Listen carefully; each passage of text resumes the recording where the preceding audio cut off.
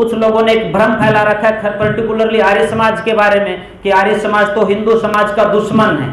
इस भ्रम को लोगों के दिमाग से आप लोगों को निकालना है। कोई टीवी वाला इस बात को नहीं कहेगा, कोई पत्रकार इस बात को नहीं कहेगा। मैंने जैसे आपको कहा था कि media man of Arya Samaj आप लोग हैं। जब भी किसी पार्क में बैठे तो उनके कान में ये बात बताएं कि जब जब इस हिंदू समाज के ऊपर विपत्ति आई है तो आर्य समाज उसका प्रहरी बन करके उसके लिए खड़ा हुआ है, चाहे कोई सी भी विपत्ति आई हो। क्योंकि प्रसंग हैदराबाद का चल रहा है, मैं वो बात यहाँ बताना चाहता हूँ। देश आजाद हुआ, उससे पहले एक आंदोलन चल रहा था हैदराबाद में और निजाम ने इतनी ज्यादतियां करनी शुरू कर दी थी, खास करके हिंदू समाज के ऊपर, कि वो अपने विवाह शादियों में घुड़चढ़ी करते समय घोड़े के ऊपर नहीं बैठेगा, वो अपने घर के ऊपर भगवा ध्वज नहीं लहरा पाएगा, उसकी बेटियां चूड़ियां पहन करके बाहर नहीं निकलेंगी, उनके किसी भी प्रकार का कर्मकांड घर में नहीं होगा, यज्ञ कुंड बनवाने होंगे तो सरकार से परमिशन लेनी होगी, आपको विवाह शादी का कोई कार्यक्रम करना होगा तो घर के चार दीवारी के अंदर वो प्रोग्राम करना पड़ेगा।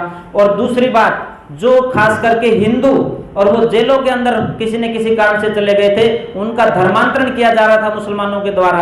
ये सारी चीजें जब चल रही थी तो आर्य समाज ने 14 सूत्री मांग निजाम के सामने रखी और निजाम ने उनको मानने से मना कर दिया।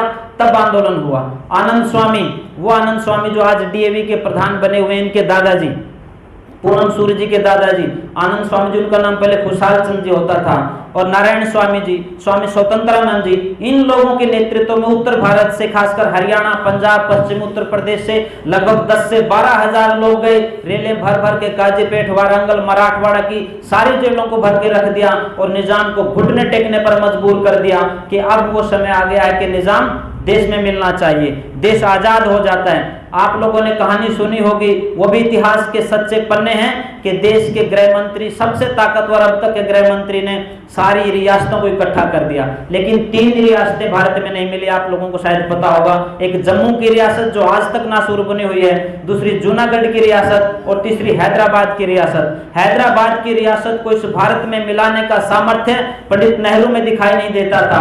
पंडित नेहरू जी ने लिखा है, आप कभी उनकी जीवनी पढ़ करके देखना, वो कहते कि जब जब मैं हैदराबाद की धरती पर गया तो मेरा गला कटता था कि मेरे घर में पैदा हुए लोग अर्थात हिंदू समाज के लोग वहां कहीं ना कहीं दबाए जा रहे हैं, कुचले जा रहे हैं, अपने अधिकारों से उनको वंचित किया जा रहा है, और मैं मन महसूस करके आ जाता हूं। देश का प्रधानमंत्री होने के बावजूद मैं कुछ नहीं कर पाता तो मैं दुखी होकर के वापस आ जाता हूं। उस समय सरदार पटेल के उस बहुत बड़े लक्ष्य की पूर्ति में किसी एक संगठन ने योगदान दिया, तो उसका नाम आर्य समाज था, और उसकी बदौलत जो है हैदराबाद भारत में विलय हुआ।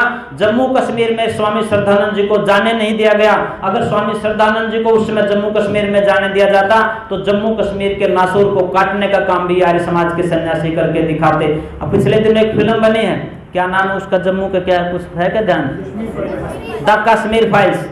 अभी विवेक अग्निहोत्री जी ने उनको बनाई है, खुद वो गाय का मांस खाता है, फिल्म बना दी उसने। मैंने तो उसको कहा था अगर आप में हिम्मत है तो एक फिल्म बनाइए, द हैदराबाद फाइल्स की भी बनाइए। आपने वो तो बना दी, उसमें आपने ये प्रसंग नहीं दिखाया कि कौन लोग थे जिन्होंने स्वामी श्रद्धानंद जी को वहां जाने से रोका। उन्होंने कहा कि यदि श्रद्धानंद यहाँ आ गए और इन्होंने धर्मांतरण कर दिया, उस समय धर्मांतरण नहीं, स्वामी श्रद्धानंद जी घर वापसी का कार्यक्रम चलाए हुए थे, उनको रोकने का षड्यंत्र किन लोगों ने किया।